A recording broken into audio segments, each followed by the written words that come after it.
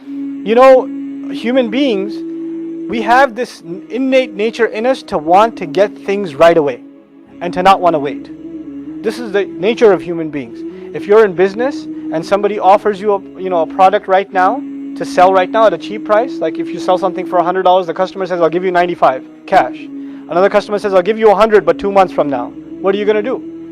You're going to sell for 95. You want the cash now. You need the money now. Similarly, Allah offers us Jannah, but when? Later. No brochures, no pictures, right? No websites you can visit to get a view of the property, nothing. You know, He just tells you it's in a good neighborhood. You'll have good neighbors. You'll have a nice yard. It's a waterfront property, pretty large rooms, right? He tells you all this stuff. And you get to stay forever, no property tax, none of this stuff. He tells you all this stuff, but do you get to see any of it? No. Now, any human being, when they want to buy something big, don't they want to see it first? Especially if it's at a heavy price. Is Allah, what price is He asking from us? Everything. Our life, ourselves, right? It begins with remembering Allah, then engaging in salah, but it's really your entire life that Allah is asking for, right? It's not a small price, but He's asking you and I to believe. He's not going to show you anything. The only thing you have from Him, the one who's selling this to you, by the way, the sales analogy is used in the Quran, right? The one selling it to you, the only thing He's giving you is His word. That's it. Any other sale, if the guy says, man, I'll get you the house, right? Pay me now, but you'll have the house in 20 years. Where's the house? I'm not going to tell you. Can I see it? No. You got my word. Would you take something like that? Would you take a deal like that? No. You'd call it a scam. And if you bought it, you'd come home to your family and say, guess what? I bought this house. We can move in 20 years. Where is it? He's going to send me the address. But I paid him all our savings. What's your family going to say? You're crazy. What's wrong with you? But the believer, when he gives things for the sake of Allah, when he gives his life, his wealth, his assets, his career, his efforts for the sake of Allah, and he goes to his family and he says, I'm giving this for Allah, and Jannah is guaranteed, guess what his family says? Are you crazy? What are you talking about? What about the home here? You've gone nuts. So the hypocrites would say to the believers, who were sometimes their own family, they would say to him, as-sufaha, these fools, these idiots. Look at these people. What are they running after? It's a matter of perspective.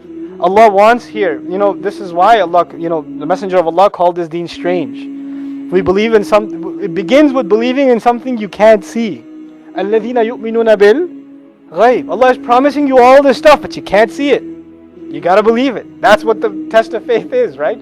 So where does your iman in the Akhirah get tested? In the preference. What gets your time? What gets your effort? What gets your attention? What are you into in your free time? Where does your day go?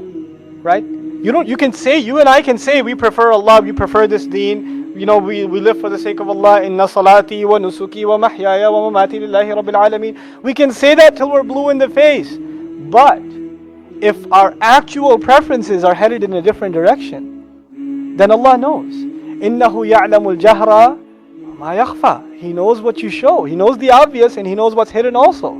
He knows both of them. He knows deep inside of ourselves if we made an effort to clean ourselves up.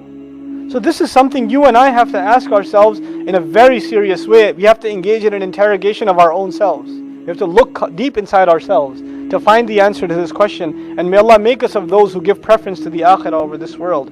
Inna hadha lafi as-suhufil ula. No doubt it is this that has truly been in the earliest scriptures. What has been in the earliest scriptures? That the next life is better and more lasting. What has been in the earliest scriptures? The very first thing the surah said, سَبِّحِ اسْمَ رَبِّكَ الْأَعْلَى. Declare the greatness and acknowledge the perfection of the name of your Lord, the Most High. That declaration has been there in all of the scriptures. And at the end also, this simple lesson that the next life is better than this, if one internalizes that, they've got the gist of every messenger's message. Every messenger's message. And which two messengers have been mentioned? By the way, this inna hadha lafi as-suhufil ula, the earliest revelations are mentioned, and in a contrast in the previous surah, which revelation was mentioned? This one, innahu laqawlun fasl. This Quran is the decisive speech. Which two messengers are mentioned? Whose scriptures are mentioned at the end? Suhufi Ibrahima wa Musa. Now why Suhuf Ibrahim wa Musa? What's the benefit of these two? Why not any of the others? Alayhim as-salam. Allahu Ta'ala a'lam, but the two primary audiences of the Messenger of Allah sallallahu alayhi wasallam were the mushrikun of Quraysh and the people of the book. The mushrikun of Quraysh, which prophet at least did they acknowledge? Ibrahim alayhi salatu wasalam. The people of the book, the Jews and the Christians, their legacy begins with which prophet? Musa alayhi salam. The concept of revelation begins with Musa alayhi salam. Even the Christians believe in the Old Testament, the one that was delivered to Musa alayhi salam. So the two audiences, the two primary audiences, their ears are tuned. He's not saying something new. He's the same thing your father Ibrahim said and your leader Musa said alayhi salam. It was the same exact message that's coming together here. This is the power of da'wah. And maybe that reminder will click with someone. Because remember, وَذَكِّرْ فَإِنَّ نَفَعَتِ الذِّكْرَى, right? Remind, perhaps reminder will have some benefit, if reminder serves to have some benefit. Subhanallah, that is how the surah ends.